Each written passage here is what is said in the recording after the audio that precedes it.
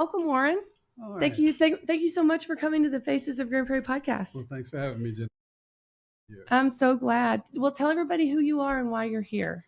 Okay, well, my name is Warren Landrum, and I'm here because we wanted to talk about, I was asked by you to talk about the book I had written about the Black history of Grand Prairie.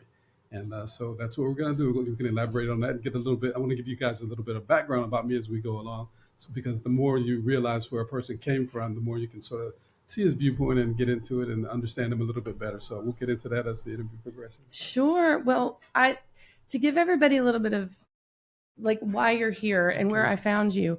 You know, everybody that comes on is invited by me. And so when I saw you, you were at the historical organization. Mm-hmm. It was an accident. They sent out the 2024 newsletter. Right. And so when I looked at it, I saw you in there because this was last year. Right, yeah. I didn't even realize it was a year ago. Yeah. And so I said, oh my goodness.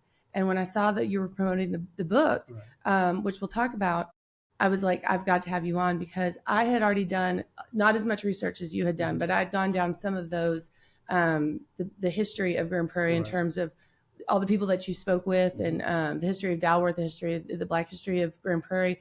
And so I really was excited to talk to you because there's not a lot of people that have that knowledge. That's true because it's just not out there, unless you actually dig for it and, do some research. You're not going to find out about a lot of that stuff. Well, I appreciate you didn't know who I was from Adam, so you said yes, and I appreciate that. No problem. I don't get that many invitations. Well, tell everybody, so what is the title of this book, and how did it come to be? Okay, it's long. I gave it a long title because I wanted it to be really inclusive as to what it was about. So it's called The History and Perspective of the African American Experience in Grand Prairie, Texas, from then until now, 1852 to 2023. And the key thing about the title, I wanted to get that word, the perspective, in there because not only did I want it to be a history, but going back and telling about how the different Black communities developed, I wanted to get the feelings and perspective of current African American citizens in the city and see where they think Grand Prairie is and where it's going and where it should be going. So I wanted a perspective as well as a history.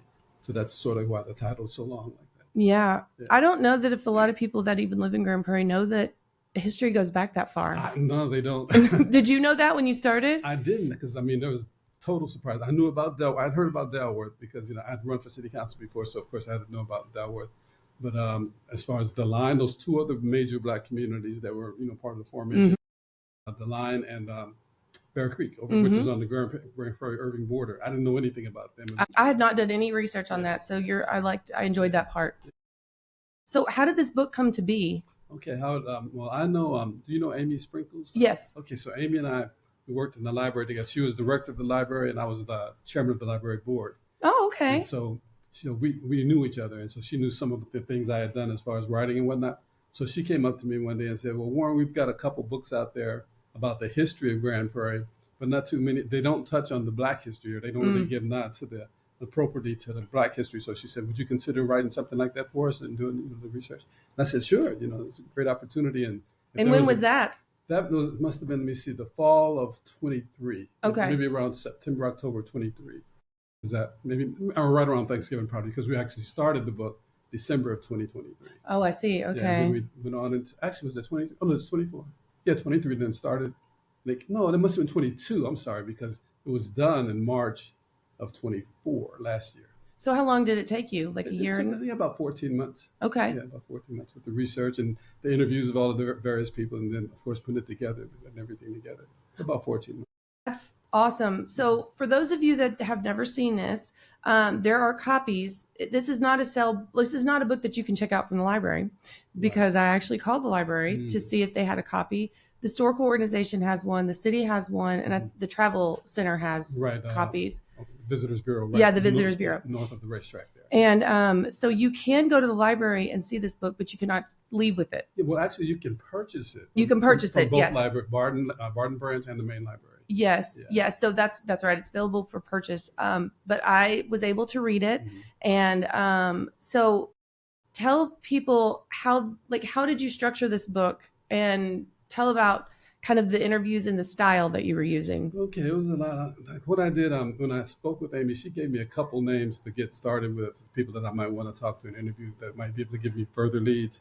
So I did that. I think one of them was Angela Lucky. And so I spoke with Angela and interviewed her and got her perspective on the book.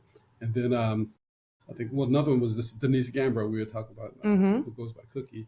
So with those two, Denise was my first interview actually, and I did it in her home so that she'd be comfortable. She still lives over in Dalworth. So I went over there and we interviewed, and it's supposed to be about 45 minutes, wound up being about 2 hours. And that's how most of them right. Because most of them went like that because we'd just get into things and just go off on a tangent and just, it'd be like reliving. You could see it, the people reliving their lives or their history and the way they grew up when they were recounting the stories to me. So, but yes, anyhow, Amy, she told me, that we needed to have something like that then.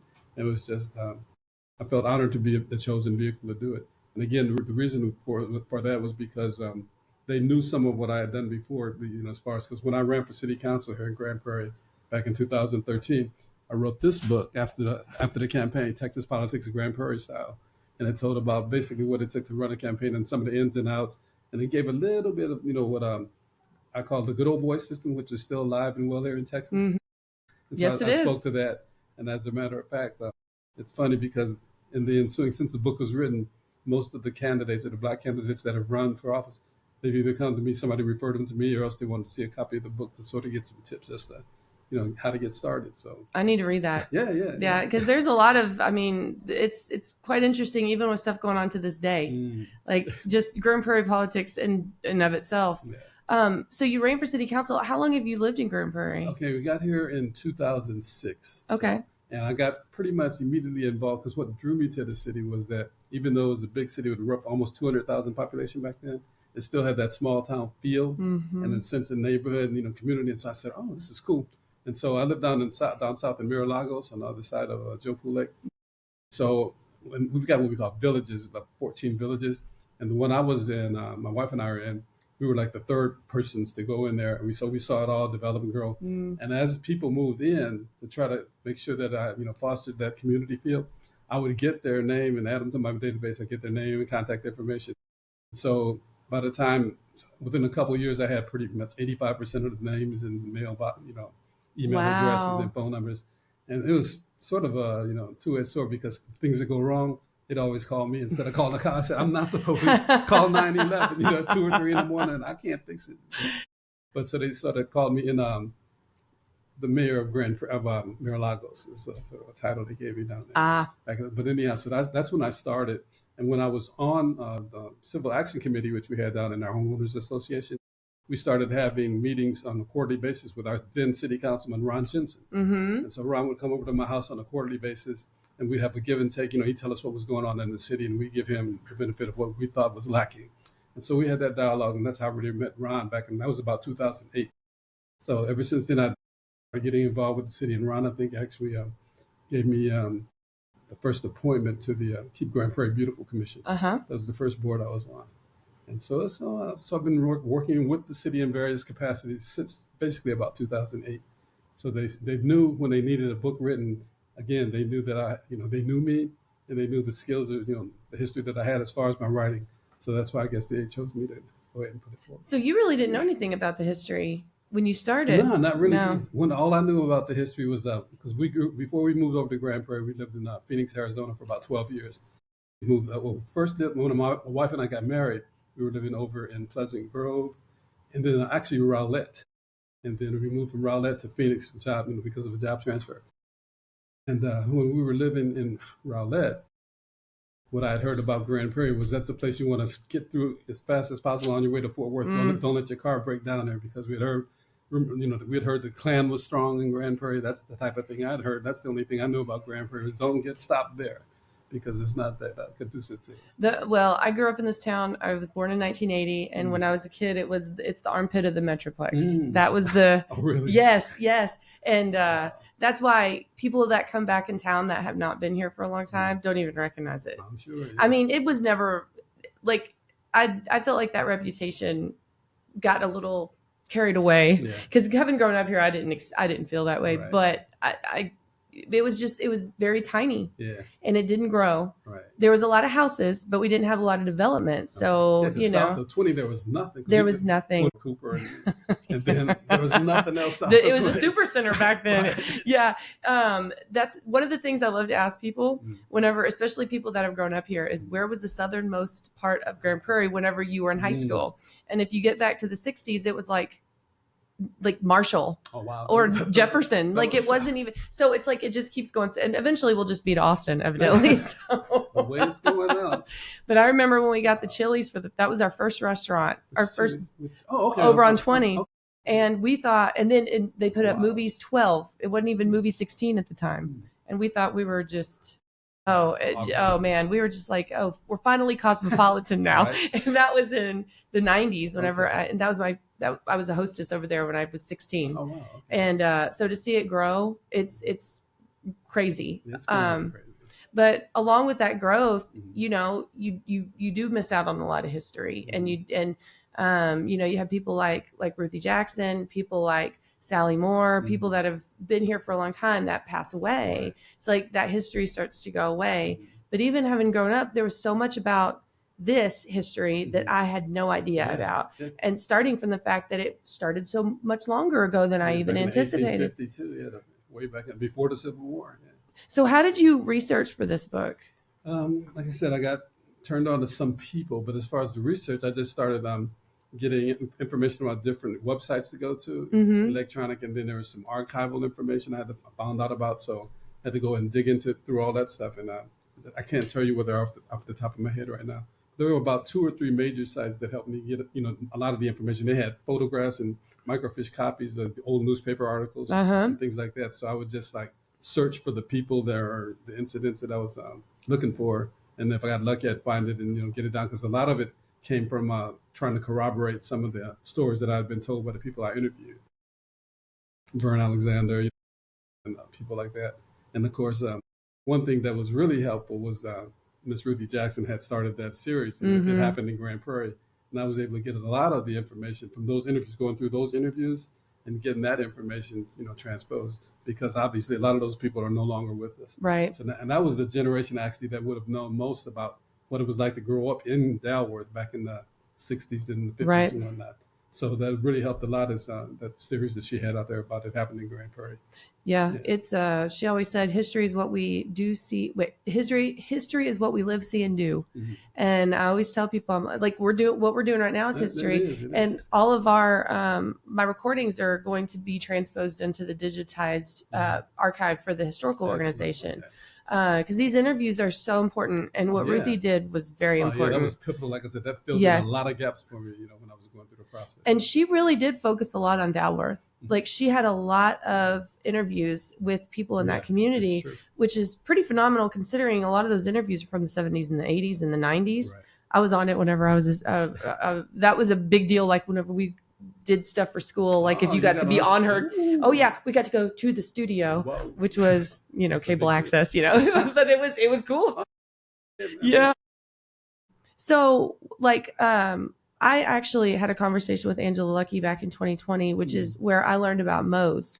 So tell people a little bit about, because he's really where this all begins. Right. So tell people kind of the beginning. Okay, so Mose Jordan actually was, as it says, the first Black person in Grand Prairie. And he got here not as a free man, but as a slave, because his owners, the Jordans, came from Kentucky. They got here in the early 1850s and just, started setting up their, farm or plantation or whatever. And Mose was just one of the working hands. But he built himself up the knowledge, the opportunity to learn about farming. And he really became so good at it that he was, like the go-to guy as far as wheat farming, because I guess he had special techniques. He knew how to make it grow. And so everybody would come to him. And so he was just a phenomenal guy. He had really a mess. Can I give you some facts? I don't want to try to go my memory here. To your point, this is, I actually had to read, there was an article that I guarantee that you and I both read. It was kind of written in like the 1980s probably about him. Okay. Maybe if it was even the 70s, but like some of the stuff that you said was in that article, and it was a really long article that they did about him. And that's probably the same slaves. Yeah. So go ahead and talk about that a little bit. It was very interesting because, again, like I said, he issued of human bondage. And in that slave schedule of 1860, Mose was listed as 15 male Black, although he was 18. And so then, like I said, it was just fascinating just learning a little about him and how he had built himself up. And he didn't let slavery, become who he was. Being a slave, he didn't let that become who he was. He was he was a person in bondage, but he didn't let his spirit, get captive. And when they freed him, he got land, a lot of land. Yeah, he said Mose farmed his land up until the time he died a free man. in 1941 at the age of 99. He lived a remarkable life as shown by his estate, which included one old horse and one mule valued at $20, farm equipment valued at $25, land in Dallas, $1,300, and a 125-acre farm in the line. That's that other for $11,000. And I converted it to, so the value was $12,000, but if you convert that to today's dollars, it's worth about $250,000. Wow. So way back then. So he had done quite well for himself in it. And that had obviously birthed the first black man born in Grand Prairie, who's his son, Moses Jordan Jr. Yes. Yeah. So the land that he was given was over by Mountain Creek. Exactly. Mountain Creek Lake. Yeah. Yes. Yep. That's really where it started. And you said it was called the Line, and it had a couple names. What was the other? Freetown. Freetown. Yeah, I think what I read is that it was called the Line because the way the houses were built on the line on the street, they were just built all in the line along one street. And then it was called Freetown. And another story was that it was because it was the county on the county line. But I think that was maybe not quite right because the county line was a bit further west between Dallas and Tarrant County, around Great Southwest. But so they actually started over there, but that's not where Dalworth is today. Correct. Yeah. As it happened, for some reason, I think it was in the 1920s, the decision was made to cover the line with Mountain Creek Lake. So that it's actually under there, and so, but in the interim and during that process, a lot of the immigrants, the people from there, migrated over to what is now Dalworth, what we know as Dalworth today. And so that's how Dalworth started. But even Dalworth is a misnomer because it's really South Dalworth, what we call Dalworth, because Dalworth proper was actually a white community built for the whites, and it was a master planned community. It's supposed to be this utopian vision, And then what happened is the white people settled there, but then south of the railroad tracks on Jefferson, that's where they built, or put all the slaves and all the people that were working for the people in the real Dalworth. So that was called South Dalworth. But over time, it became just known as Dalworth. There was actually a lot of cities that started as cities that are now, we just call neighborhoods. Because like Dalworth was considered, well, I don't know if Dalworth was one of them. Florence Hill was a city at one point in time. It had its own mayor, and now it's Florence Hill Elementary School. Oh, really? And so, but they, Bear Creek is another one that was kind of a community. But there's a lot of these little intricate, like Grand Prairie eventually overtook some of these places, and then they just became neighborhoods. Oh, okay. But Dalworth was one of those that, and even the way that it looked at some point, it doesn't look the same as it does today. And your book talks a lot about that, like the changes that it had over the decades. Right, people moving out and just the population getting changed. Because right now, I think it's probably about 75% Latino. Right. And so over time, and as people died out and moved away, a lot of them didn't come back because there was nothing really to come back to. Sure. And so why would they do that? Well, one of the things that fascinated me that I want to talk to you about, sure, is Dalworth. Maybe give a little bit of the history of the education and how the city grew once they moved over there. And then, we could talk about like David Daniels and some of the influences that they had over there, and just about the Dalworth as a community. Because that's what that's really the heart of a lot of this book. Yeah. So maybe you can start with that. Yeah. For sure, because Dalworth, it was a community, and it was sort of self-contained little community. They really didn't, for a couple of reasons. For one, they weren't really allowed to go outside of the community to do shopping in the white neighborhoods. But then, so they had to buy, they had to make everything themselves, and they had their own laundromats and stores, retail stores, churches. Obviously, there's still so many churches over there. Oh yeah, like beauty parlors. Yeah, beauty shops. So everything that they had a need for, they had it within the community, and so that was starting way back in probably the 1920s. I think is when they really started. After they had all started. They had left the line since it was underwater and migrated to Dalworth. And so it was and it was a sense of neighborhood and a sense of pride. They didn't, really feel like they were poor, being, segregated against in a negative way, because, all the professionals, Black professionals were there, your fire people, your clergy was there, business owners. And so they had everything, and they had a sense of pride. And like I said, the word to describe that would be nurturing, and they really had a sense of family. And it just propagated on up into, like, what was it, the 60s or the 80s when the drugs started coming in or whatever, or were bought in. But it was just, they built and did everything. They were self-contained, self-reliant, self-sufficient, and proud, proud people. Even to this day, people that are from Dalworth that I talk to, you could sense that pride when you were talking to them. and it still comes out and came out. They're the Dalworth Dragons. Yes, the Dalworth Dragons. Right. That yes, when that was something that I noticed whenever I was doing my own research. It, you don't want to make it seem better than it was, because the situation was that this neighborhood was there because they didn't have a choice. Right. But they really seemed to make the absolute best of it. There was a lot of people that came out of Dalworth as very successful. They came back as educators. Charlie Taylor was a professional football player. But they also seemed to produce a lot of people that owned land, owned businesses. A lot of them were doing pretty well. Alex Day was just here. Her grandfather had all the barbecue restaurant. And he owned about, at one time, probably 2/3, I think it was, of Dalworth. He had about maybe 67 homes up in there that he was renting out. Yeah, it was quite a bit. And in Dallas. Yeah. All over here by Love Field. Oh my gosh. And I think he was the first black millionaire, so that was the title he was given. That's the rumor. Right. Yeah, in Texas at least. In the Dallas area. So, but they talk about David Daniels a little bit, because he had a huge influence on that community. Yeah, let me find it, because there was so much. So obviously, he was the chief educator over time. So the way that this book is structured, if anybody ever wants to go check it out, there's interviews with prominent people, and it's separated kind of like, well, in the beginning you talk about Bear Creek and you talk about some of the geographical places, the communities, right? But then you go into the people that lived there, right? And some of these people you just had to research because they're not alive anymore. You weren't able to talk to them. Some of them you were able to interview yourself. Yeah. So talk about him, because he's a huge deal. Yeah, Mr. Daniels, he was like the man as far as education and respect in Dalworth. Like I said, it's between Key and Sally Moore. That's the two people that probably had more of an influence on the education of thousands and hundreds of thousands of kids that came through the area back in the 40s. I think it's when he first started. 1939 is when he got there, and he had just come in. Where did he come from? I think he came from. Was it Kansas? No.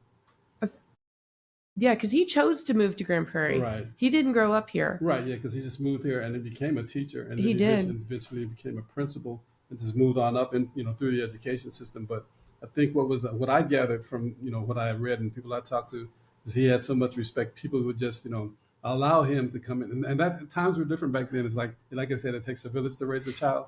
It was true, and they really took that to heart too. Because I mean, if a kid missed school, that's okay. But if a kid were to miss school or something, it wasn't uncommon for Mr. Daniels to go to the house and find the kid, hiding under the bed or whatever, and drag him back to school. And this man, he took such pride in his work, and it was all about the kids. So, I mean, he was a bus driver. He drove the school buses for the kids. He did janitorial work around the school. He was a one-man show at one point, until he hired some other people. Like I think Coach Reed was one of the people he hired, and it just came up. But the thing was, again, they were just so caring. And they had the buy-in from the community to let them, because they realized that this man, did care about the kids. And right. And so they allowed him to come into their home, literally come into their homes and help them, get those kids, make sure they got back to school and did what they were supposed to do. So I thought that was quite amazing, because that would never fly. Oh, no. But you're right. He was also very instrumental in trying to get grants and stuff for the infrastructure of the city, because when Dalworth was there, it talks about how, I mean, they didn't have plumbing. They didn't have any of those things. Dirt roads. Right. So a lot of the New Deal and some of those grants. This urban renewal plan back in 1958, he was instrumental in getting that to getting the funds for Dalworth. Yes. From that, and like you said, that's where they got where we get paved roads and get electricity, and get in from the outhouse to inside plumbing and things like that. But he was instrumental in doing that. And again, that was in 58. And what he would do, they would have meetings in the churches, because a lot of people were scared of that, because they thought maybe they would just be displaced and kicked out of their farm, or being forced to leave without compensation or whatever. But he was instrumental in helping them realize that no, we're going to be here with you, and this is it's a good thing. And they just had meetings in the churches, through the churches, to educate the people about what was coming and how it was going to be good for them. And so that helped a lot, having somebody of his stature, to get the confidence of the people to believe that this was for their best and for their good. Like to build, for the infrastructure, just to get infrastructure. Yeah. And this was in the 50s. That's one thing that amazed me when I read. I said in the 50s they still didn't have paved roads and indoor plumbing. Well, they were still doing poll tax with some of their voting whenever he was always trying to get people to go vote, make sure that people could get there and go vote. Civic duty was a big deal in Dalworth, from what I read, and he was always all about that. And then he went on even after he retired to continue to be a civic, leader in Grand Prairie, just in general. One of the things that struck me so much about him is people love going to his school so much that they did not want to leave. And he went through that. That was one of the things that I really had to get my grasp on, is when they segregated schools in Grand Prairie, it was the students in Dalworth that didn't seem to want to go to other schools. Right. They really enjoyed being at that school. And they were, so talk about that a little bit. Did you come across any of that? They were, because like you said, they had to go when it was time for high school. They had to go over to Dallas. To high school, yes. And so a lot of them didn't want to go. They couldn't go there because they couldn't afford the bus ride, or else it was just too far away. But then again, some of them didn't want to go, and the ones that did go, they found resentment when they got over there. I think there were incidents of the kids getting together and saying, "You don't belong here, going back where you came from." You mean in Dallas or in Grand Prairie? In the Grand Prairie. Oh, in Grand Prairie. Sorry, thank you. And so that's the type of stuff they ran into when they got away from the confines of friendly Dalworth. But it was just a community spirit, and they really, like you said, they really did feel they didn't want to leave. No. Yeah. Because it was going into like a foreign land, basically. Yes. And it wasn't just that they bussed students out, but they bussed students in. So I was talking to Nancy Bridges. She worked for Sally Moore. So she's on our school board right now, but she worked for Sally Moore in the 70s at that school when they were going through all, and it's some of the 60s as well. And they basically had to, I think 20% of all the schools had to be, they had to do. So you had this huge weird thing that was like, she goes, it was interesting. They did the same thing for the teachers. Like all the schools had to send 20% of their students, even Grand Prairie High School, and they had to all mix. So some of the kids had to go to Dalworth, some of the Dalworth kids had to go to Grand Prairie. Yeah, I didn't either. And so it was just a huge shift. And that was not something that Grand Prairie decided. That was something that was decided by Dallas as the county. And so, but yeah, it was quite interesting. Teachers did the same thing. That's how Nancy Bridges, who was white, ended up working for Sally Moore over at Dalworth. But yeah, David Daniels, and his first name was King. I didn't know that either. How appropriate. Because he was definitely the king of education in Dalworth. Yes. Dr. Verlin Alexander, he was his principal. So many people. Sally Moore, took her in or started her, over at the school, and then she wanted to become all the way up the pole into administration, but just the teacher that everybody looks at. You can't find anybody that can say anything negative about Miss Sally. No, I was really sad I didn't get to talk to her.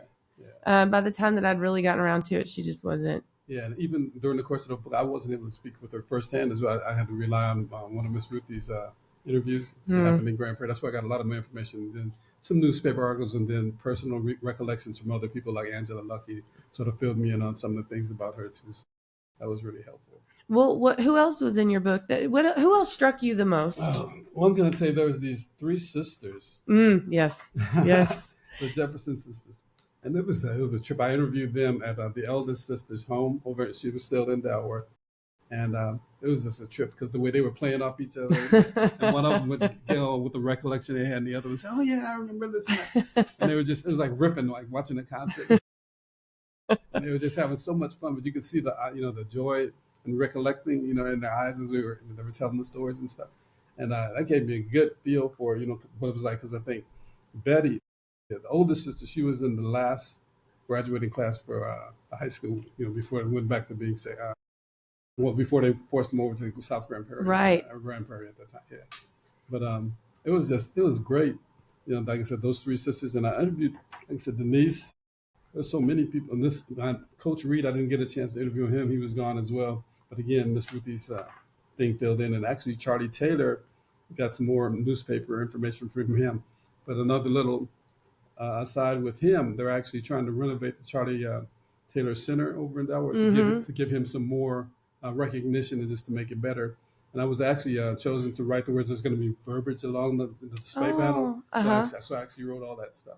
Oh, that's awesome. Yeah, and that'll be out this coming fall is when there's supposed to be having the grand opening and rededication of the center for that. It's important because Charlie Taylor's a great example. Mhm. Ruthie Jackson's a great example. I said, I think before I started, when you go to Google Charlie Taylor, you'll come across the rec center because it's everything that's going on at the rec center. Right. And so you don't get a whole, like, you have to really search for Charlie Taylor, Right. the person. Right. And so it's good that we're doing that kind of stuff because they need to understand that it's not just a building, like Right. it's actually a for a real person. Yeah, exactly. Exactly. Yeah. And so some of the information I got from him came from Daniel Reed, the Coach Reed. And so that was put into the article or the information about Charlie. But again, Miss Sally Moore, she was just everything. And you can see her. She was a chaperone when they go on field trips, chaperone them down to Mexico or whatever. And just had a great deal of information from her. Now, of course, she's got the school named after her, Sally Moore. Yep. And David Daniels has the academy named after him. So at least they recognize the people that we're doing good here. Oh, absolutely. I mean, the people that came up underneath them, especially the ones that they mentored, they were very special. I would say Grand Prairie was pretty special. I think so. Yeah. Again, it was just the sense of community, and they were all in it together. And I think that was the pervasive mood, for the community that went all the way up from the time they formed. And again, they had churches on pretty much every corner, so that that helped a lot too. That was a big part of your book, also, because St. John's is over there, but they had a bunch of churches, and that was an important part of the community. Right. The churches in any Black community, the church is always an integral part. That's where people feel safe. We were fortunate enough in Dalworth to have, like I said, there's about 7 or 8 of them, and a lot of them have that recognition, historical recognition that the city gives. And I think I put them in here in the order that they were formed. And so, like, what was it first? Well, let me just go through that right quick. Bear with me. There's Dr. Alexander. Oh, there's Alex. Yeah, Alex came in right before we started. Okay. She's a trip. But the churches. Oh yeah, here we go. Because first of all, again, there was evening starting. This one, evening chapel. And what I liked is they had churches from all the denominations of the major Black denominations: African Methodist, Episcopal, and Baptist. That's the 2 main ones for any Black community. And so it's just amazing that these churches are still standing. This one started back it started back in 1915, and they first got the first building back in 1920. So these are churches we're talking about over a century old. And where is that one at? It's Evening Chapel. Where's it at now? It's on some corner. I didn't even look that, but so that's current picture. It's on Robert Street. Okay. Gotcha. Yeah, okay, so that's got landmark status. And St. John was in 1921. So everybody knows where St. John's is. Everybody knows. Then McIntosh is another one that was like, was at 1949. And what I actually wrote about, Sunset Baptist Church in Newell Magruder. I interviewed the founder's grandson. Oh, wow. Newell Magruder, he founded the church back in 1952, and he was, there for 25 years, so 77. Then his grandson actually took over in 1977. Wow. He's been there ever since then. What's that, 48 years. Wow. So in 73 years, they've only had, the 2 pastors. Wow, and they're both in the same family. Yes. That's interesting. Yeah. Grandfather and grandson. Wow. And he's a classy guy. Morning Star, like I said, all of these are Grand Prairie historical landmarks. And what I found, another thing that was important was the Limestone Lodge, the Masonic Lodge. And that was another thing that was important in the Black community, because before they had, before there were churches, I think, in conjunction with churches, I'll say that, there was also always the Masons, and the secret order of the Masons. It was so, mysterious and whatnot. That was surprising to me too when I came across it. It was one of the first buildings that they built. I think the Masonic Lodge. Yeah. Why do you think that was such a big deal?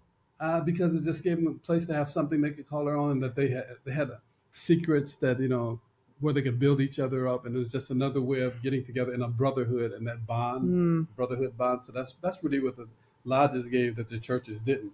It was more for the men, and it was more for the men to bond and lift each other up. And again, Black fraternities that evolved from things like the lodge. Sure. For instance, I'm in the Alpha Phi Alpha fraternity. That's the one I'm in right now, and that was founded back in 1906. But the lodges, again, the Masons go back even further than that, and back into the 1850s. That could be a whole podcast. Yeah. Because actually, the building that they had over in the line, the Masonic building, they transferred it over to Dalworth. They moved it. Yeah, yeah. That's amazing. Yeah, and it's amazing too because I saw they've got one in Bear Creek as well, and it looks just like the same buildings. I guess they had the same design, or maybe a certain design they had to adhere to, or back in that time, I don't know. But it was those buildings were identical. The one in Bear Creek. Wow. And this, yeah. So, That's really cool. That was something that seemed to. I mean, that's probably the backbone of it. It's just having that group that you could really get together with, and right. so And just like I said, lift each other up and just bond with each other and form that brotherhood that's tight and strong. And that was the backbone of the community between them and the churches. That's what you needed because for communication and just a place of refuge where you could feel safe and didn't have to worry about the slave master or the white man bothering you or whatever. Right. So maybe continue talking about like how did once they did you well, let's go back to the sisters because there were some things that they said that I thought was really interesting. Okay. Because they were brought up they're the ones that kind of talk about it through the 80s. Okay. And I think one of the sisters was on the she was the one that sat on the corner whenever they would have like basically a neighborhood watch. Right. The ladies on the corner, I think is what they call it. But what they would do is they would roll up and sit in a chair and keep kids from the drug dealers from exactly from pushing their wares. Yeah. But as things went on within Dalworth, it went from a community that was very close knit and nurturing, and then 20 years later you had a shift. Right. And as a person growing up in the 80s as a kid, I had no idea that was happening in Dalworth. Like I had zero understanding because I literally grew up where down on I-20 and Carrier. That's where I grew up. I never went up to Dalworth because it was on the completely different side of the town. Right. And I know that we didn't experience the drugs like they experienced. Because they were targeted. That's where, I guess, big cartels and the money makers, they wanted to infiltrate the black neighborhoods and, keep, because they didn't really care about the black people. And it's, if it destroyed them, okay, we're just going to make money. And that's what we're going to push our drugs to and let them just kill each other, do whatever they're gonna it's that's really what was startling to me, not even just in this book but just in general because it's not the only community that happened to in the 80s in the United States. Right, of course not. There is one of the sisters said it was like they pulled up with a truck with crack and just emptied it into our neighborhood. Right, and that broke my heart. I think that was actually Denise Gambrell. Here's the sisters. I think Denise Gambrell is the one that talked about that. Yeah, with the truckload of drugs and whatnot. And it really changed the neighborhood. And they really had a hard time of it. Is that what she says? Yeah. She said that's when Denise said she and other women in the community took it upon themselves to start dealing with the drug dealers in what became known as the campaign on the corner. That's when they would take their chairs out and go sit on corners where the drug dealers were during the daytime in an effort to get them off the street. And not just name some of the other people that were associated with doing that, some of the other ladies. But but that started from ladies right there in the community and within the churches too. They were having St. John was really instrumental in that too. Yep. Yeah, here's the three sisters you were talking about. Yes, and what I'll do is I will show them up there because I think that we could probably find that, or you can take a picture of them and I can put them when I do the editing. Okay. But talk a little bit about what they talked about. Where to start? Okay. I know it's hard. Like I said, it was definitely the transition of the community, which kind of broke my heart. And I think, well, the thing is, they weren't originally from here. They're from, like I said, a central Texas town. Taylor, I don't know if you're familiar with Taylor. It said somewhere down near Austin.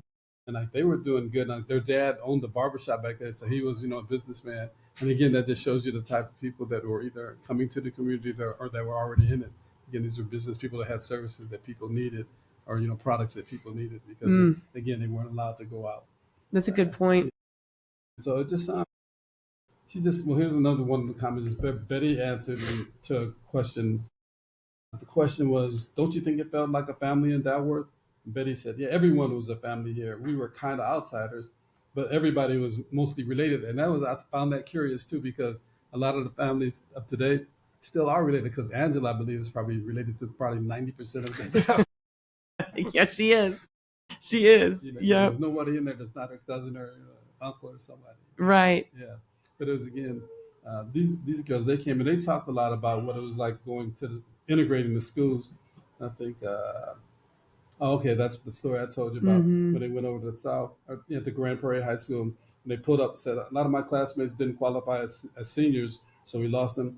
One thing I remember, I guess, is a negative thought was the cheerleaders were all out there when our buses pulled up that first day, and they were saying to us, "Welcome to our school." Mm. And I was just thinking, if this is your school, where's ours? Mm. And so that's the type of thing they had to deal with when they had to leave the community. But Right. back to your point of that, they felt more safe and more, just home at Delaware. So, But the other thing that struck me too, as I was reading through your book, was they would say like that. They would say a sentence like that, and then they'd go, "But for the most part, it wasn't." Like they would say something, and then they'd go, "But it wasn't something we worried about, or it wasn't something we spent too much time thinking." Yes, which that struck me too. It was almost like just get up, get over it, and then make things happen. Yeah. They were a community of doers, for sure, yeah. And that was really cool to see. Yeah. I thought. And I think what it was that they didn't let the negative influences that were out there stop them and again, I think that came from the nurturing that I felt that they got within the community because again, they were all lifted up. And again, one thing just to put that sort of on a tangent. So when I went to college, I went to Purdue University, which was a great school. Went up in the Midwest, about 33,000 students, had 700 black students out of 33,000. My sister went to Xavier University in New Orleans, totally, all black. Teachers cared about everybody. At Purdue, if you didn't go to class, teachers didn't care. You're just a number. Whereas in the smaller, black school, you had that nurturing.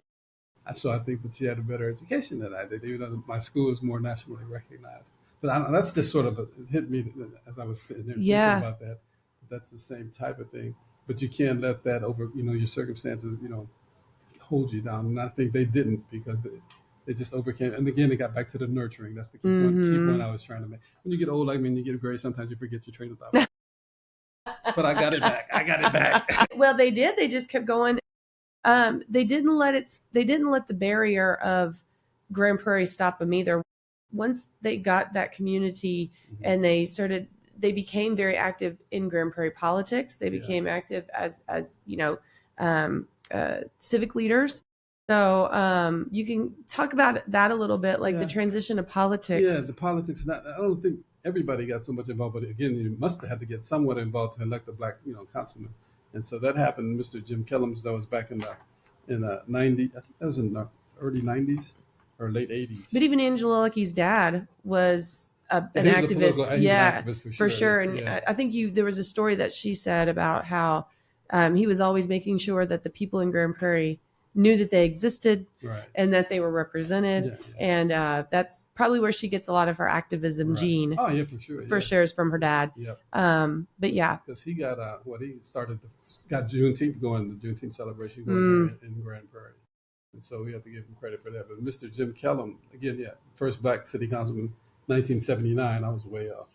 I thought it was in the 70s. I couldn't remember, but that's tremendous. But I think he was an anomaly because I think he came along. Again, he didn't that had Jim Crow discrimination was active, in voting and all that. But he saw some of that. I think what helped him, he was taken under the wing of this businessman. I think Mr. Vandergriff. Yes, Vandergriff of Vandergriff Chevrolet. Right, and so Vandergriff Buick, the father of Tarrant County Judge and former Arlington Mayor Tom Vandergriff.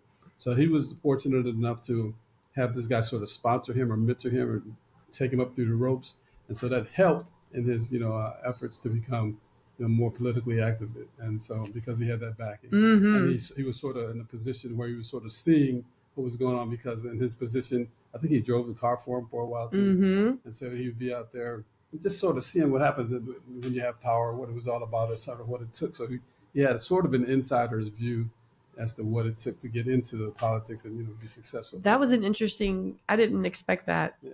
Like Vandergriff is like a big deal in Texas. Like and so when I saw that, I was like, oh my goodness, that's really cool when he talks about that. But that was 1979. Yeah, he got there. And he talked about he was an interesting character because I interviewed him up in his office, and he's like in his 80s now. I think that was who Dave, Alex, not Dave. Alex told me to interview either him or Hempill. Yeah, Ed Hempill. Okay, so maybe it was Ed Yeah, because Hempill. both. Because Jim was the first black city councilman. Ed was the second one. And after Ed, there's nobody else until Junior. Well, Three. Didn't Kurt come next? Well, no, well, Kurt and Junior were the same, Were they the same? cycle, same. Okay. Yeah, so. Yeah. So That's crazy. Yeah. So that was like, what, 20, 30 something years? That's a long time. Yes. And actually, that's why, but that's why I ran back in 2013, because like, I remember the first time I went to City Hall, looking at all the pictures on the wall, there wasn't anybody there that looked like me.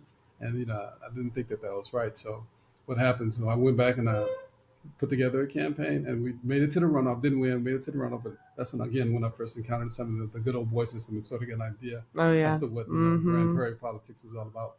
I think one of the good things that happened, looking at them and willing, and they were out there to hold them accountable. And I think it was the right timing, because around that time, it was right after that's when Charlie England was going to retire, and Ron was coming up, and he just had a good mindset. He's a man for the people, I think, Ron Jensen. For sure. I don't want to get too far off on him, because that's not. My mom and him went to church together. Okay. So they grew up when he always tells me, he's like, "Oh, how are your parents doing?" Because he's one of those that every time that you ask him to do something, he's going to, like, if you say, "Can you come and do this?" He's like, "Sure, what time?" And I don't know how he does it. I know, right? Because he's everywhere. But on the city council looked like that, but the school board was a little bit different. I remember growing up, we had Stretch Bordeaux. He was there for a long time on school board. He's on park board with me right now. Yes, and my parents were friends with him, and we were so growing up here, going to South. It was a very diverse school, and so some of this surprised me when I heard that was 30 years, because to me, everybody I knew was from all kinds of different backgrounds and stuff. So it just, and especially in the 90s, just the culture as it was in general, it was just not something that we even thought about. Right. Like my best friend that lived next door to me was black, and that wasn't even something we even thought about. And it was just a generation removed from, like, when I was speaking to Ron, he told me that back back when he was graduating in '68, he graduated. Back then, he said the Klan was still marching in parades in that they'd have in the streets.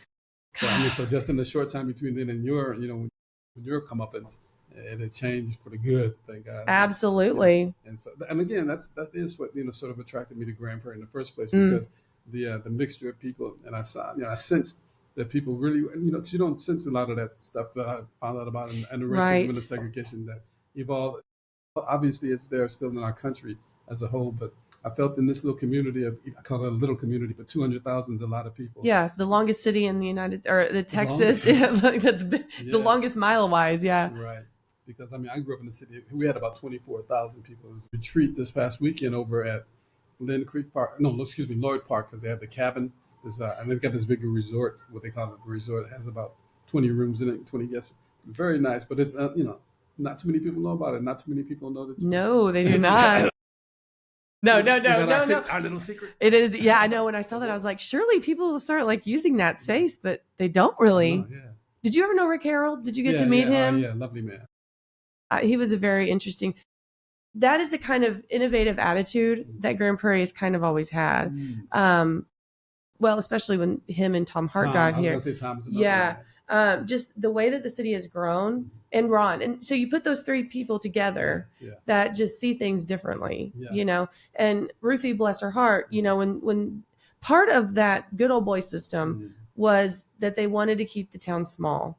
That was a huge push. They wanted the town to stay small. They wanted the town to stay green and have a lot of trees, and they didn't want, and it always blew my mind, because where we're located in DFW, I'm like, how do we not have more stuff here? Right in the middle. Yes. The fact that we just got a Chili's in the 90s when we lived in literally DFW in the middle, but there was kind of that push and pull about keeping things small. Okay. And then when Ron gets up there, it's like, no, the world is our oyster. Like, we're just going to do all these things. Absolutely. So that was really an explosion. And then you have people like Rick that just saw things differently.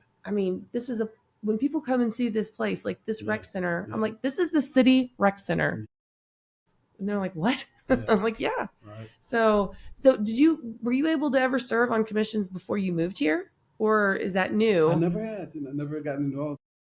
It was just I felt that there was a need that we needed some representation. So that's the reason I ran in the Sure. first place, just to get some representation. But no, I never had before. My dad was a steel worker, but he was a union guy, Mm-hmm. a union representative. So I always saw him helping people. So I got that spirit of wanting to help out from him. I think because he served as far as even like Hispanics that couldn't understand some of the paperwork that they needed. They'd come out of housing, he'd help them fill it out.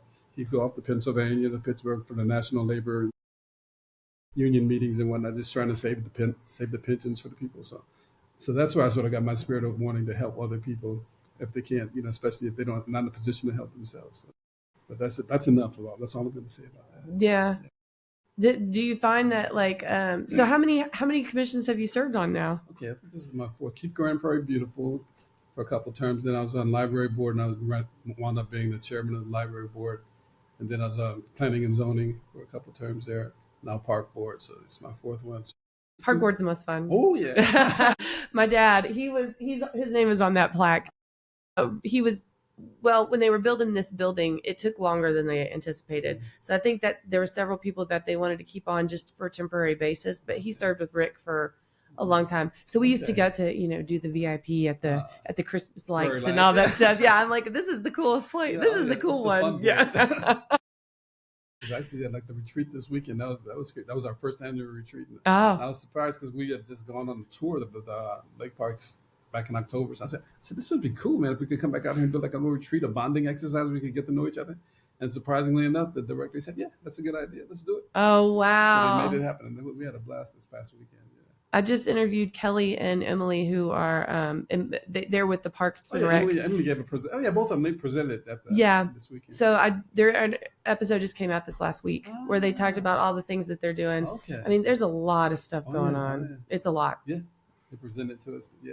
That's just all the keeping track of all those plates in the air. They're so well organized because they showed us the binders where they keep all of the information about every event. And they're thorough there. I mean, so there's no wonder everything is first class. She's just been there 18 months. Yep. And Kelly has a very interesting history because his family owned Edelman's. Yeah. That's a huge part of Grand Prairie, like the culture of Grand Prairie when it comes to food. Because it was started off as a grocery store and then it was a barbecue place. Okay. And it was right next to Bob's Burger and Shake. And that was the drive-in. Okay. And so so he's been here his whole life. So if he doesn't do well, he's gonna have a lot of people. Yes. No, I was. Excuse me, I never really actually tasted it or got a chance to go there myself. But again, it was supposed to be like an institution, the establishment. People would just come there from all over it. Yeah. So so you haven't just authored this book. You are an author of a lot of different. Oh, okay. Was it the first one of this type? Yeah, the first one that I got commissioned to do, and the first one where it required a lot of research. And I learned a lot during the research process, which was good because one thing I was able to use AI not to write for me, but to transfer. Because I found this A1 tool I got turned on to, and just from all the different interviews I did to transcribe them and try to get them into a readable format or something where I could translate to a book. Would have taken months, Yes. But with this AI tool, man, I was like knocking stuff out and like out there and just to become more familiar with research techniques. So it was really a great project for me, personally, from that viewpoint, because it helped me to enrich my skill set. That's awesome. And so I was really appreciative of that. But since you mentioned the other book, I'm just going to really quickly, if you don't mind, just mention some of the other books that I have written and just give you a little quick backstory on eck one. Sure. And I would start with the beginning because the first one is The Heart and Soul of a Black Man. And actually, this is a poetry book. That was back in 2006. And how it came about is my wife and I, we were living out in Phoenix at the time. You see this? Yeah. I'll put the cover up too, but y'all can see that. So, and are all these available for purchase? They're on my website. On your website, okay. And so that one, and my cousin designed the cover, so she's a graphics artist. So oh, that's awesome. That was my first book, and again, that was 2006. So that's when I got into self-publishing as well as writing my books. What made you start to do it? Well, what happened? We were getting ready to pack up and move back here, to the Dallas area, and I had all these poems just laying around in boxes in the attic that I saw, and I sort of gave a critical look, and I said, somebody might be interested in these. And as it happened, I knew a woman out there in the Phoenix area at that time that was a publisher. And so she was, I talked to her and she said, I can help you self-publish. And so she basically did that, helped me with that, the binding and all of whatever it takes to publish everything except the marketing. And so she wound up being my publisher or my publishing agent for the next 10 books that I wrote. All of the books, it's under Amber Communications or Quality Presses. Were you retired or were you still No, I'm working? still working, darling. Are you really? What do you do? Like, what's your day job? What pays the bills? I'm an IT guy, systems administrator, and that's taken me all over the world. That's what I've done for all my since '83 is when I started. Wow. And so I've been doing that. And actually, I did retire. I tried retiring back in 21. Okay, because right after COVID, because actually I was working for Baylor at the time in their IT department, officing downtown Dallas. Ah, And so we got 21. They bought in some people from overseas in France's company, and they sort of downsized this. They brought them over as one of those head of the firms that comes in just to cut. And so we had to train. We didn't realize we were training our replacements. oh Like no. that. So that was cool because it gives us a nice buyout and what. And so that was 21, fall of 21. So I said, okay, I'll just retire. It's time. I'm getting old anyway. I might as well retire. So I tried that for about 6 months. And I was, staying up to 2 in the morning and going, going to bed at 2 in the afternoon and getting up at 2 in the afternoon or whatever. I said, I can't do this. Is crazy. Mm. So I saw this ad I was surfing on the web. I saw an advertisement. 8:30. I was about 1:30 in the morning one night. It looked like it was written just for me, because it was basically describing everything that I did. So I sent that in. And so that was about 1:30 in the morning. So about 8:30 in the morning, I got a call saying, "Are you still available?" Oh my. Wow. Yeah. And so the next week I had started, and it was with a company called APs, which basically manages all the stores and all the exchanges for the Army and Air Force bases around the world. Oh wow. So I looked into that and got there doing their IT, and it's 100% work from home. So Oh so it wow. was sweet. So I came out of retirement for that because again, retirement was just too boring. I don't see how people can. My brain was getting stagnant. Because you don't have any structure. Yeah, exactly. There's no That's structure. what it is. Yeah. Yeah, you have to. The people that do really well with retirement figure out a way Yeah, to you gotta become There got to structured. be some kind of discipline or some kind of order, Yep. or else you. So anyhow, I had to go back to work to get that structure back. Yeah. Yeah. So yeah, when we moved in with my parents during the pandemic, we didn't know if school's going to be back open or whatever. And my dad works out routinely, and so they closed everything down.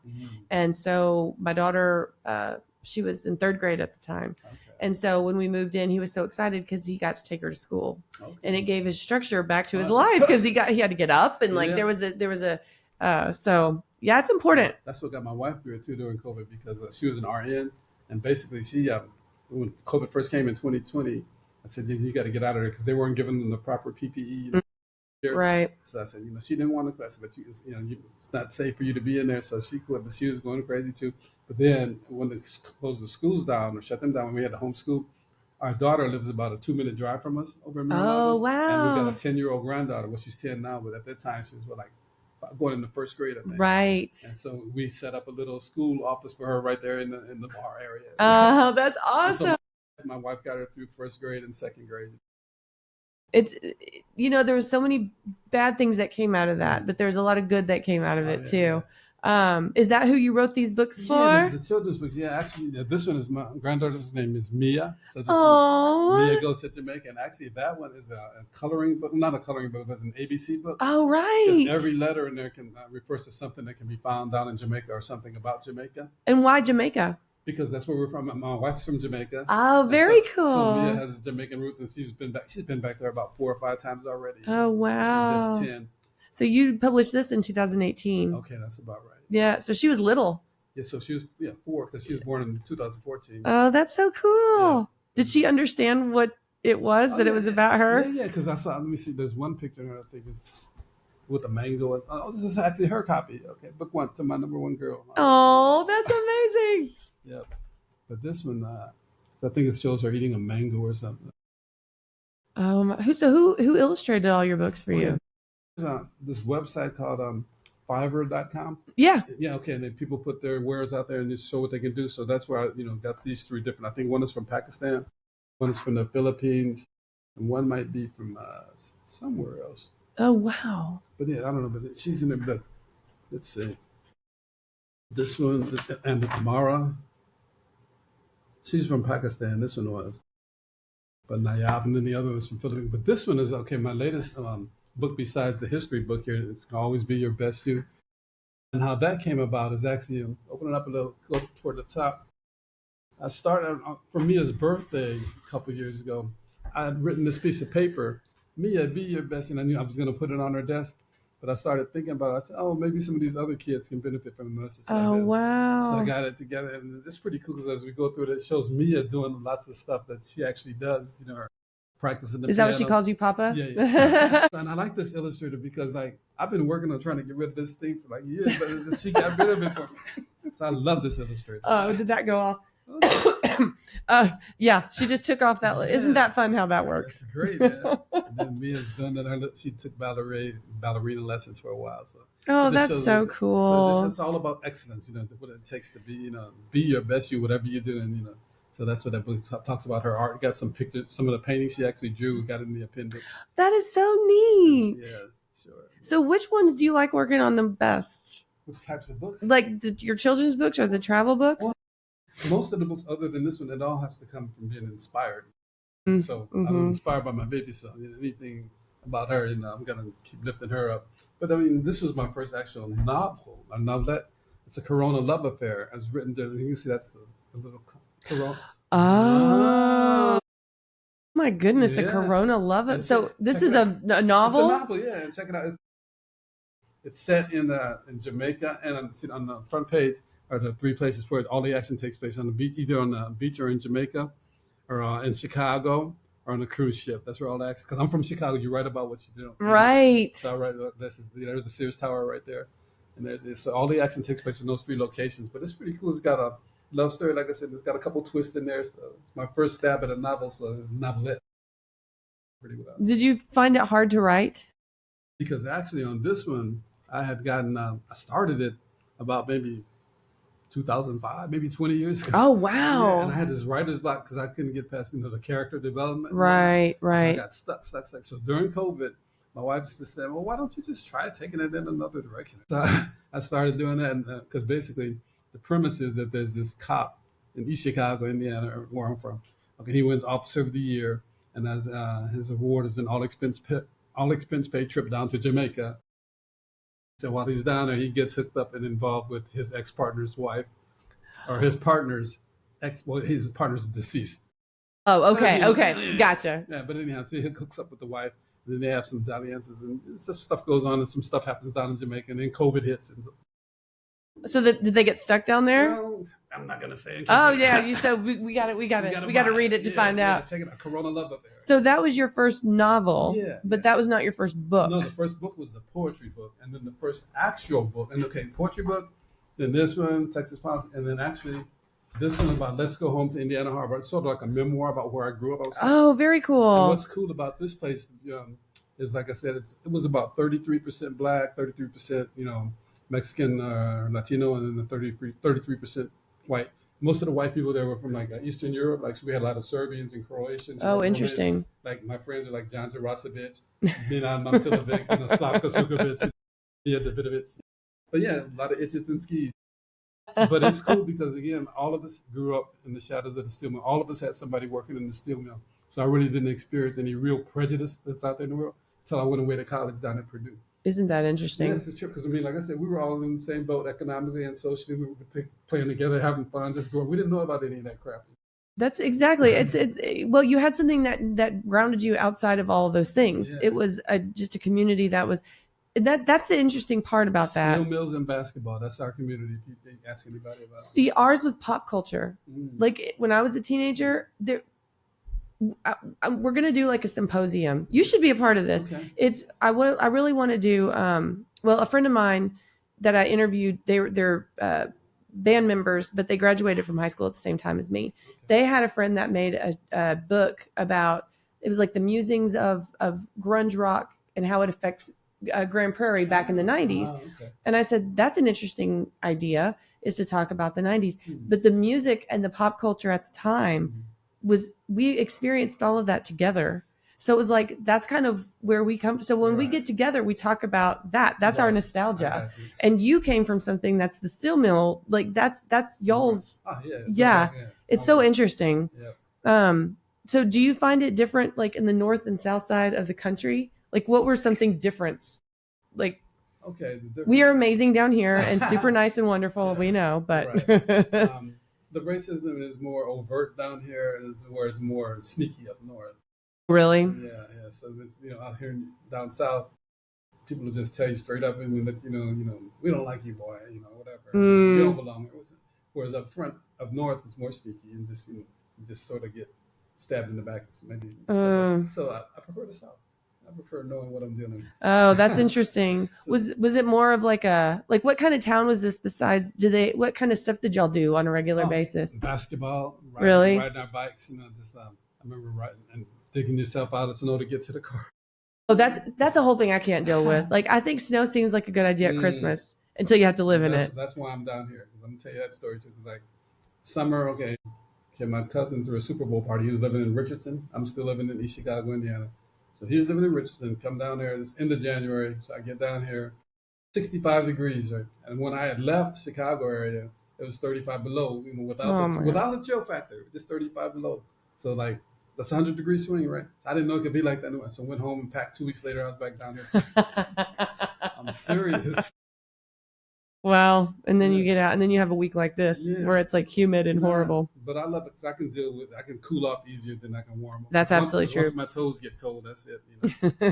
So, but I mean, yeah. But there's a lot of other things. I think people are more friendly down there, and more. What is it like? Thank you. Like at the grocery store, one thing my wife even says, they'll say, "Thank you, ma'am," or "Have a good day." And speak to you. Up north, and it's like more cold. People are more cold. That's what I came across in New York City. When my friend, we graduated together in 98. She was like, I'm going to go up there and be an actress. We were like, okay, whatever. So she did for a little while until she had kids. And then she's like, okay. But I went to go visit and I was like, she lived in Manhattan. I was like, I'm going to go up there and I'm never going to want to leave. I'm going to love the big city. It's going to be amazing. And I get up there and I'm like, nobody looks you in the eye. Oh, exactly. Nobody opens the door for you. Nobody, it's a cold. It's cold. That's the word. Yeah, it's just cold. But and people are because they're on their guard because I guess yes, you don't know who to trust, so you can't let your guard down. Everybody's just going about their own business. Like yes, scurrying, it's like little ants. It is, and especially there when there's a lot of tourists. Like I understand how people get frustrated because it's like you're walking down the street to get to your job, and there's all these people taking pictures, and they're in your way. But when I can't, and there's no trees, like unless you live next to Central Park, you can't just drive your car Concrete. up. But I didn't like that you couldn't just park. I'm like, so you can't just drive up and just park? You have to walk everywhere. I'm like, oh, okay. Which, subways. Yeah. But then when I came down here, I was like, even just going into the groceries, into the gas station, people open their door for you. Yeah. And you say thank you. Yeah, so that's a big thing. We noticed that, like I said, the wife noticed that right off. And she's from Jamaica, so she knows. Oh, I bet she's fun. Oh, yeah, she's cool. She sounds fun. That's what got me at first, the accent, because what happened, how I met her is like I had a 4th of July party one year. I invited all my friends from the Dallas area. I was living over in Pleasant Grove at the time. And so my sister came up from New Orleans with her boyfriend. And so my wife, actually my ex-girlfriend, brought my wife to the party. No. And she started talking with a little accent, Jamaican accents, and she looked good, And so I said, oh, okay. I actually told my sister's boyfriend that same day, I said, I'm going to get her. Really? Yeah. How long have y'all been married? See, this July will be 37 years. Wow. Yeah. That's amazing. Yeah. And so, I found out 2 or 3 weeks later, she could cook too. So trifecta. That is awesome. Well, one of the things that I want to do, I'm glad that you mentioned that community in the neighborhood because that is one thing that the bigger that we get, the harder it is to stay, to feel like you're a part of the Grand Prairie city. Do you find that like you sound like you have a pretty neighborly neighborhood? We do, and actually, especially like the 5 or 6 houses immediately around us, we make sure we each know each other and we look out for each other. When we're going on vacation, we'll let each other know, and get the mail or whatever. Just need a ladder, go borrow it or whatever. Just my wife's always giving gardening tips to everybody because she got a really green thumb. And so, but yeah, and the neighborhood as a whole, like I think, but that comes from you have to make an effort sometimes, to do that and let people know that it's okay to be friendly and to be neighborly, And so we try to let that spirit shine from us, and I think it permeates, just let it shine. Yes. Because we're all in it together, and it's a beautiful area, And yes. And we're blessed to be down here, especially weather-wise. Because we were talking about last night, it seems like the tornadoes always seem to find a way. We don't know if it's like the hills, the Cedar Hill blocking them off, and then when it hits the lake, maybe it just goes around. But we've been pretty lucky and never got any really serious winds down here. Yeah. In 20 years that we've been here. No, there was one tornado that came through and it touched down 20. I remember that. Yeah. That's the only one that I can remember. But I was talking to John about that today. We were talking about just it is an intentional thing to keep your neighborhood together. All it takes really is one person that's got that instinct. But do you feel like people are because there was a period where I felt like people were really closed off. But I think that we're going through a period now where they're getting back to understanding why you have to know who your neighbors are. We have my next door neighbor and I, we have kids. I like that we know who all of our neighbors are. If our dog gets out, they're like, that's Bailey. We got to call Jenna and tell, so that's one of the things with this podcast. It's like letting to know who your neighbors are, not just, in your own street, but in your community, in your city. And the bigger that we get, I think the more intentional we're going to have to make it to be that way. And, more and more.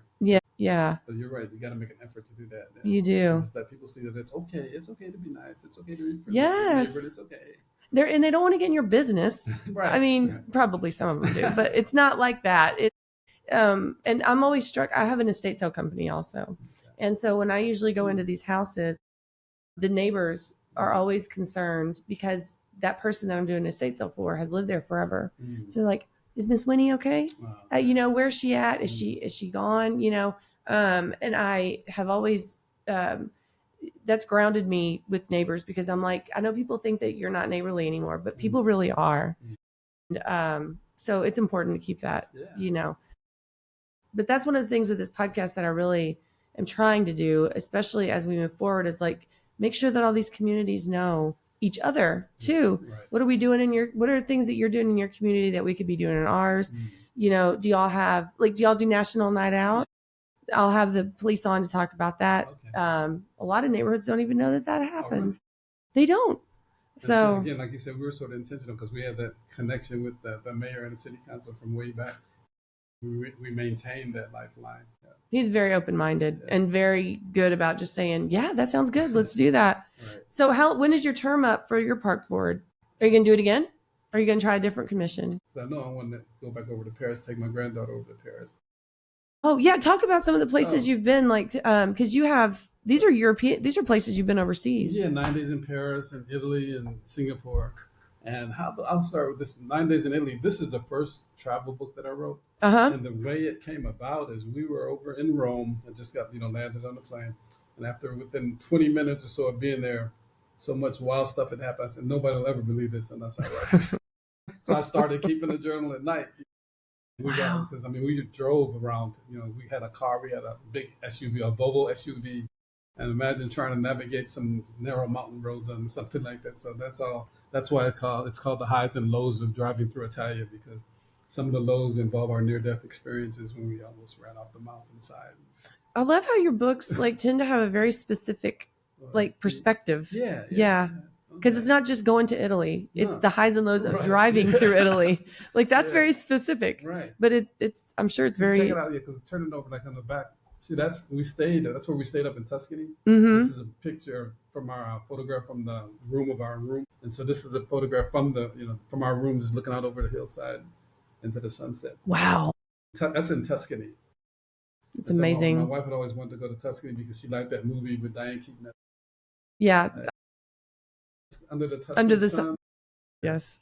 And so that was the first one. Then Paris, I went there with the intention of writing. After I'd written this one and got such good reviews, I wanted to write another one about Paris. So when we went over to Paris, I did, and it sort of gives you an insider's view, things you wouldn't normally know, except on the regular tourist path. And sort of, you could go underneath the Eiffel Tower and then check out the hydraulic systems. And there's a tunnel that goes from there over under this park.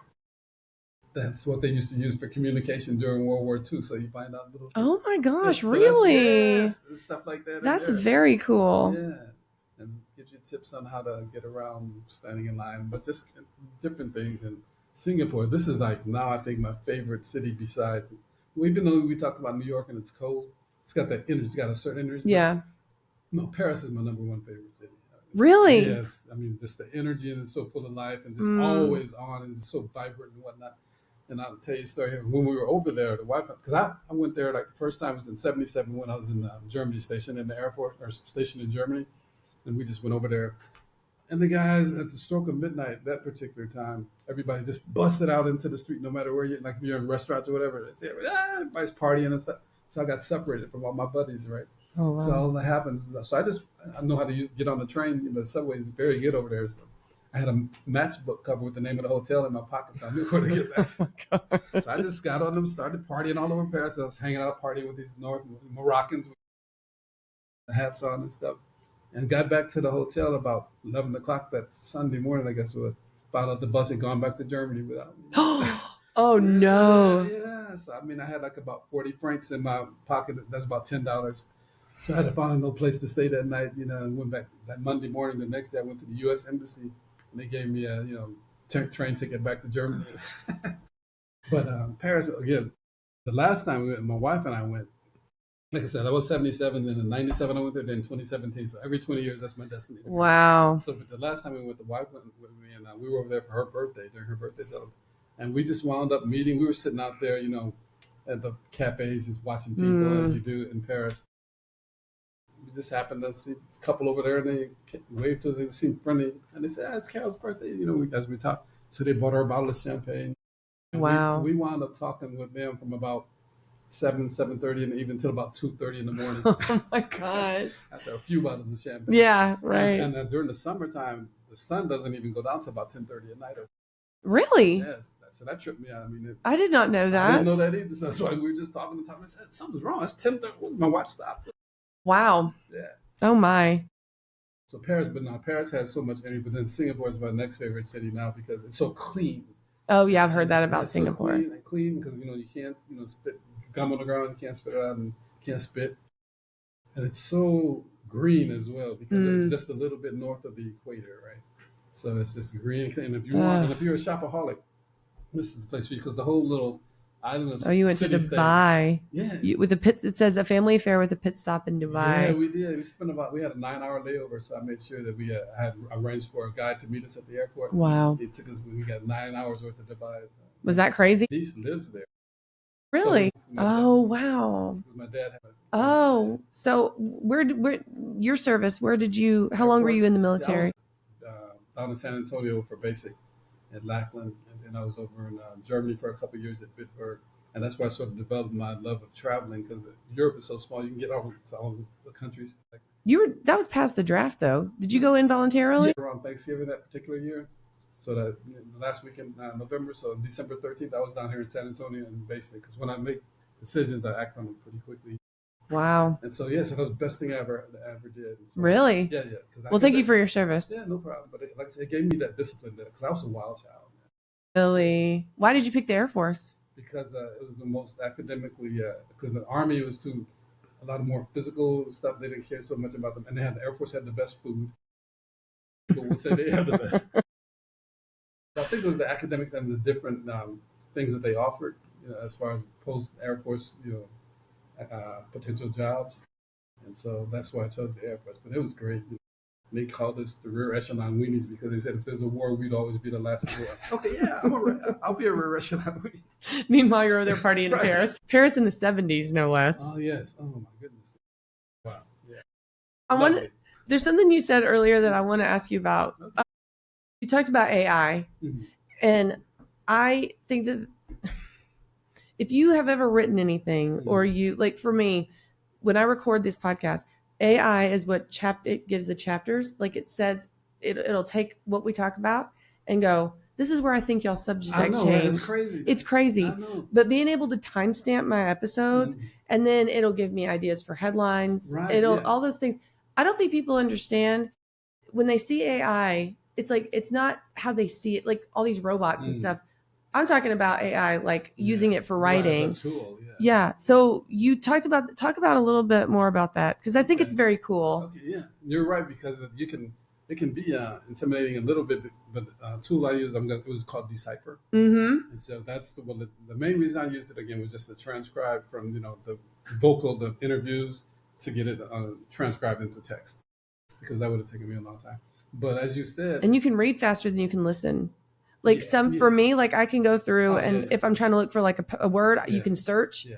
So being able to transcribing would have taken forever. Golly. Yep. Yeah. And so, but the thing is, I saw that, as you said, it's like it captures your mood, or what you sort of where you're at. And I was amazed some of the things that it threw back at me that after it had taken when I had interviewed the people. I said, whoa. And it was like, if you wanted to, I can see how it can be used for bad, because it can be used to plagiarize and just cheat, to let the whole AI thing write the book for you. Sure. But I didn't do that. I can easily see that could happen. But it's a great tool if regulated, I think. And I think where they're going with it right now is stripping regulations away. So that sort of makes you wonder, especially with like creating like movies and stuff. I know that like just from a creative perspective, like that's a big thing in Hollywood right now, is using AI just to create entire like movies, cartoons, TV shows. But for me, when you said AI, that's one of the things I've talked to Georgia about with Ruthie's interviews. Did you have a hard time finding interviews? Because how did you find them? Because a lot of them are in VHS still. Yeah. So were the ones that you found digitized, or? Yeah, they were. And did they give you the episodes that they thought would be interesting? Yeah. The thing they did, and then for some I had to search based on what I had learned from talking to other people. Right. Some of the names I came across. It's like I think some of the Harden Smiths, or some of the Hardens, they had. I just had to search for them because they didn't tell me about them. But I found out in some of my research that these are people that I wanted to talk to or get see. Right. Well, maybe you and I could work on this as a project, because I've told Georgia, I'm like, even if you go to Ruthie's YouTube videos on the city's website, it's given by the date, right, not by the name. Right. So but you can run it through an AI and it'll find the names for you. Yeah. And I'm like, and it takes that long. Yeah. So that is one thing that I really am wanting them to let me do, because I feel like people would watch a lot of those videos if they knew where their parents were in them. Right. But there's no way to do it right now. So I'm glad that you mentioned that, because I've been talking about that and everybody's like, yeah, AI, I don't know. And I'm like, but you don't understand when you're, it is. Just even titles. I mean, I don't know. I don't use it to, it doesn't take the place of a person. Right. Yeah. But it is nice to consolidate some of the information down. But yeah, so I'm just really glad that you came on and talked to me. I really want to read this. Okay, maybe you can come back and talk to me about this. Oh yeah, well we got our dog on the back there. Oh, she is beautiful. Oh, that's wonderful. Carol is her name. Carol. And do y'all just have the one child? One daughter. Yeah. One daughter, one granddaughter. That's one, and they just live right down the street. 2-minute drive. Yeah. I know my parents still live on the south side. I live on the north side now, but it's like they just picked my daughter up from school today. Yeah, that's what we do. Wednesday, Thursday, and Friday, we pick her up. Does she go to GPIC? No, we're in MISD. Oh, you're in MISD. That's another thing. It's like we have so many different. Yes, and counties. Now we're in 4 different counties. Right. Yeah. That's crazy. But well, it was so nice talking to you. Thank you, I really appreciate it. Yes. Opportunity if I get my time working right. Well, yes, and I really appreciate you working on that. I think right now they're doing one about the Hispanic history. I know that's what John was talking. Have they already started that? I think that they did commission somebody. But actually, that was something that one of the sisters said was, I think that she said in 1967 they would bring people from Mexico to come work at LTV. Right. That's right. And that was the first time I ever remember hearing anything about the Hispanic history of Grand Prairie. Right. And I was like, oh, that would be so fantastic. That's when I asked somebody, I said, are we doing that for this too? And they said that they've already commissioned it. Okay, good. So that would be very interesting. I bet some of those people are some of the ones that are still in Delaware right there. Yeah. Yes. Well, and that's the entire city, really. I mean, when they built when they built the barracks and they built that, they did it around building all these airplanes. Yeah, so, but yeah. Well, good. I appreciate you coming on, and it was so nice talking to you. Yes. Thank you.